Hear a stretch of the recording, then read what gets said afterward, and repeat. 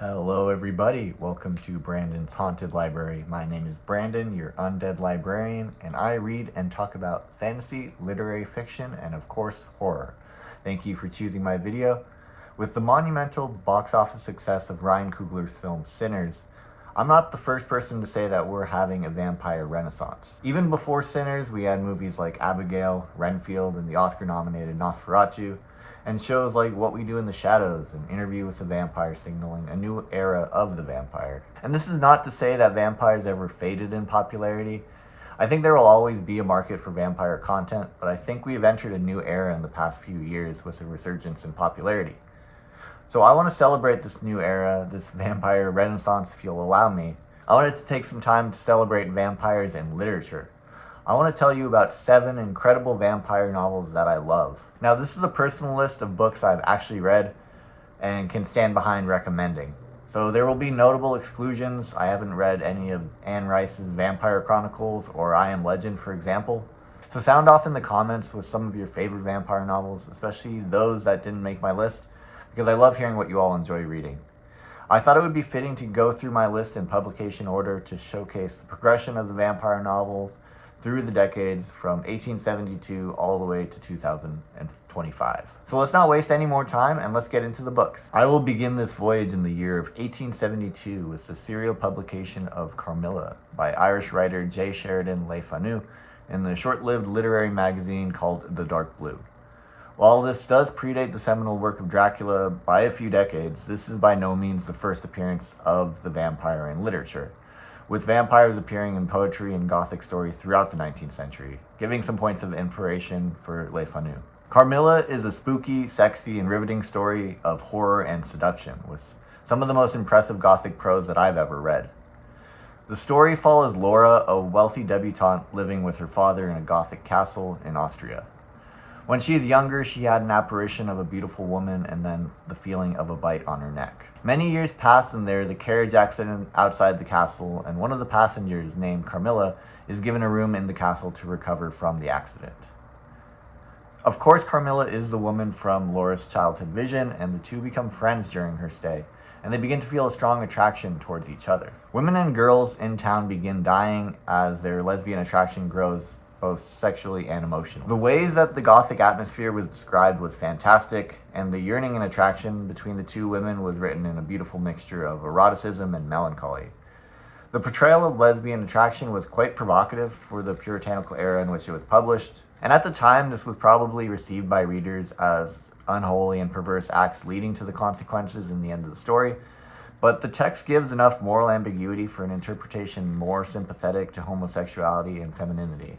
A tragic story of sexual awakening. With its dark, sensual writing and Gothic atmosphere, this is an amazing early vampire tale that is definitely a must-read for fans of Gothic fiction or vampire horror. Now next up, of course I have to talk about Bram Stoker's Dracula. I'm one to argue that Carmilla is a better and more enjoyable read, but there is really no denying how influential Stoker's work was in evolving the modern fictional vampire from that of folklore.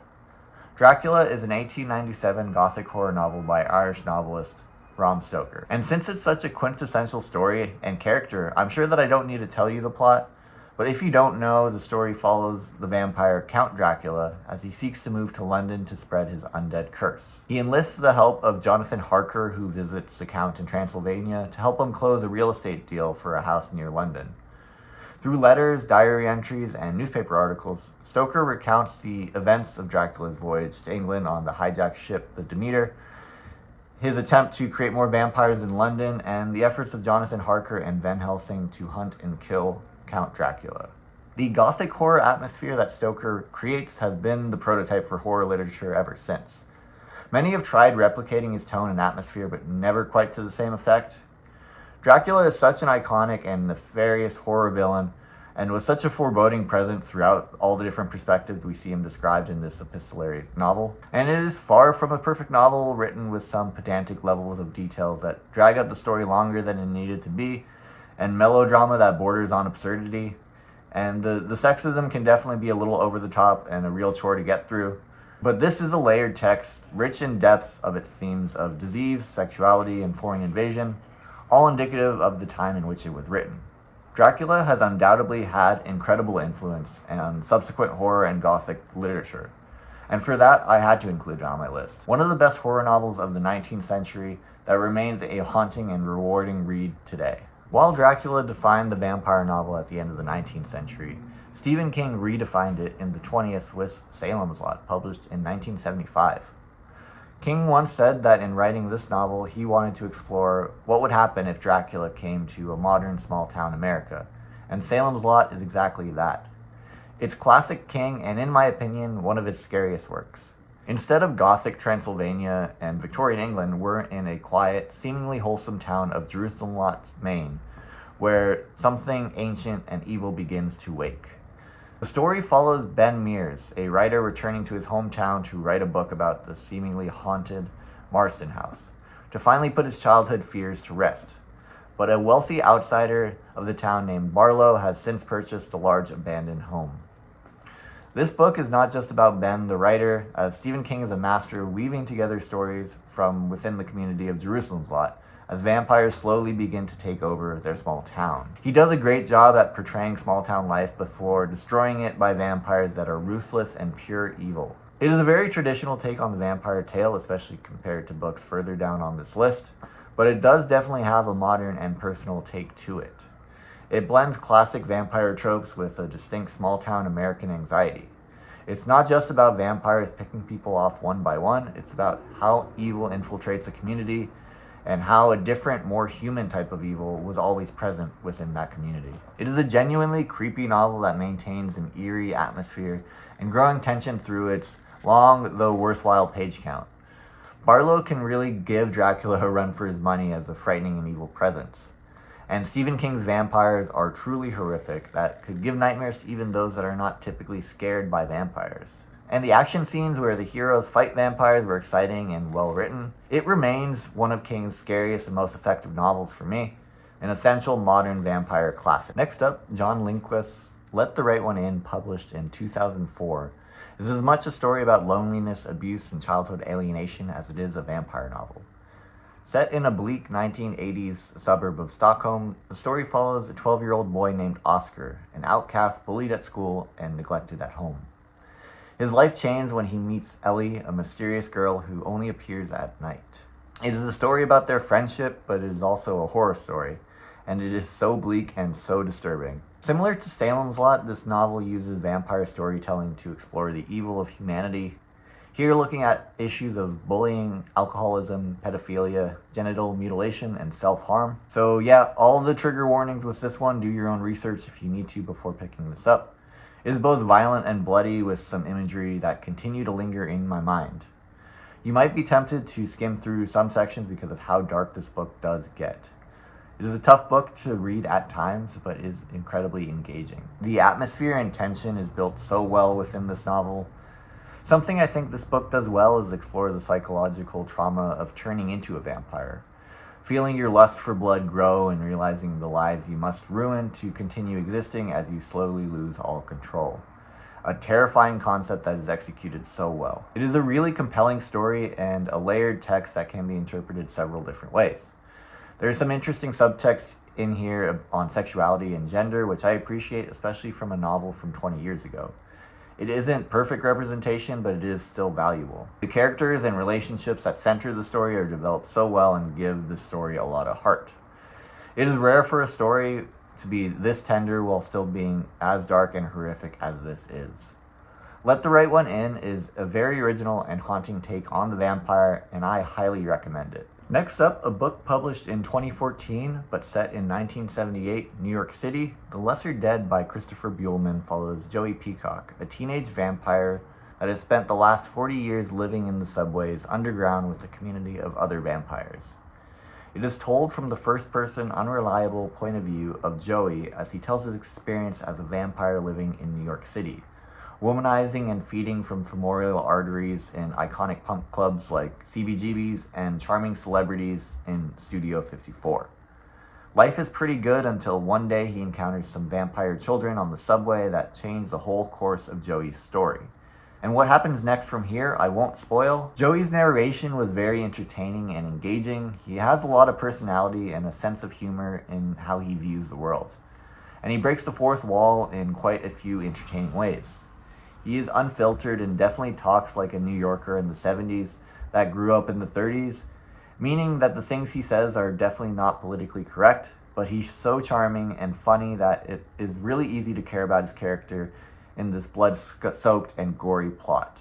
It's a pretty short book that is fast-paced, told in a non-linear fashion for a lot of the book, but at the end picks up the pace, cranks up the gore, and its memorable ending that you won't be quick to forget. It's a fun modern take on the vampire that plays with our expectations and manages to make vampires both funny and scary. This was a book I had a really hard time putting down. The characters were so well developed and cool. The 70s New York underground setting really interested me, and the story was dark and gruesome with plenty of twists and turns. So what's not to love? Christopher Buehlman really nailed this interpretation of the vampire, one that will please all types of horror fans with its impressive prose, wit, and so much gore. I highly recommend you check this one out. Now we'll make our way to the streets of Mexico City for an urban fantasy novel by Silvia Moreno Garcia, titled Certain Dark Things, published in 2016. Certain Dark Things creates a world where humans are aware that vampires exist, and vampire gangs have taken over most of Mexico due to its lenient laws on vampires. As a result, you have vampires from all cultures and subspecies converging in Mexico, threatening the native vampires who are known for their ability to grow bird wings and have been around since the Aztecs. Our main protagonist is one of these native vampires, named Atol, who flees to Mexico City and is on the run when her gang is taken over by a European subspecies of vampires known as the Necros, who are known to have poisonous blood and mind control abilities over the humans. Atol meets and befriends an impoverished teenager named Domingo, who agrees to help her escape from the Necros and law enforcement that are trying to protect Mexico City from these vampire gangs. Now, this book is not particularly scary compared to most of the others on this list, but what I really enjoyed about it was the vivid world building and the vampire lore that is delivered regarding these unique subspecies of vampires that are all informed by real cultural legends of blood-sucking monsters. It is a fast-paced story told from multiple perspectives, including those of the rival gangs and a detective trying to defend against these gangs. It was really easy to get lost in this world and in this story.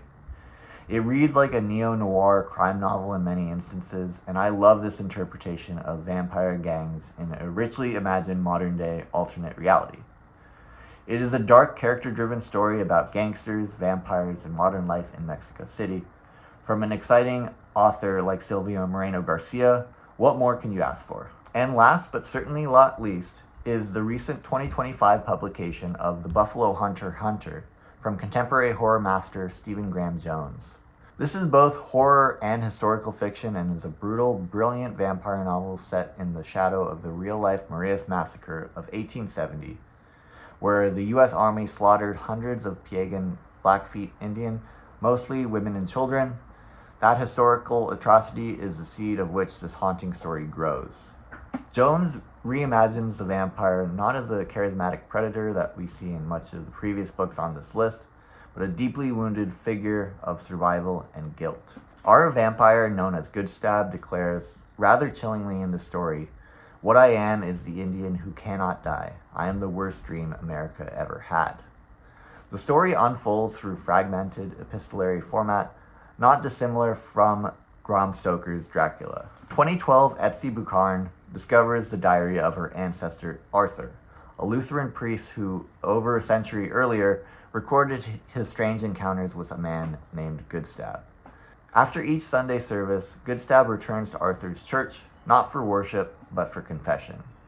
And what he confesses over time is haunting and emotionally powerful, exploring guilt, survival, and the burden of memory. The structure of Arthur's diary, Etsy's framing narrative, and Goodstab's spoken memory makes you feel a part of uncovering some sort of unspoken history. This is a violent novel. Blood flows freely from both humans and animals alike, especially the buffalo, and there's also a gruesome twist on vampire lore I won't spoil, but it adds a brutal edge to this already grim tale. It's a truly gruesome novel that doesn't ever look away from the brutality, which makes it particularly challenging when reading about real carnage in US history. Because despite all the carnage we see Good Stab the vampire carry out on its victims, it really doesn't compare to that of the US Army and the pelt traders in this novel, which makes it ever more horrific knowing that it really happened. This is Stephen Graham Jones at the top of his game. The Buffalo Hunter is one of the best horror novels I've read in years, and is arguably one of the best vampire novels ever written. But in the end, I love all of these books on this list, and I hope you got some good recommendations for vampire books worth checking out. If you stuck around to the end of this video, thank you for doing so. If you like this video, give it a like and consider subscribing so you don't miss any future videos. And my question for you to answer in the comment sections is, what are your favorite vampire novels or stories?